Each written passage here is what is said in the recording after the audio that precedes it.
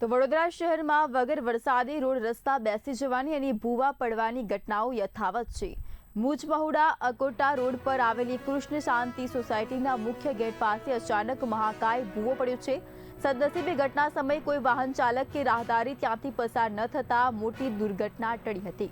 ઘટનાને પગલે કોંગ્રેસના વોર્ડ નંબર 12ના પ્રમુખ રાકેશ ઠાકોરે પાલિકાના તંત્રની કામગીરી સામે આક્રોશ વ્યક્ત કરી જવાબદારી અંગે સવાલો પણ ઉઠાવ્યા છે।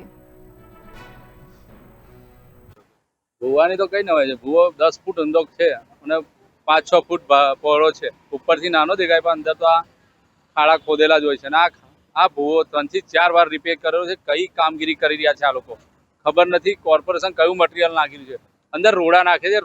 રોડની અંદર રોડા નાખવાના હોય, તમારે વેડમિક્સ નાખવાનો હોય। રબર મેન્ટર તો ભૂલી ગયા।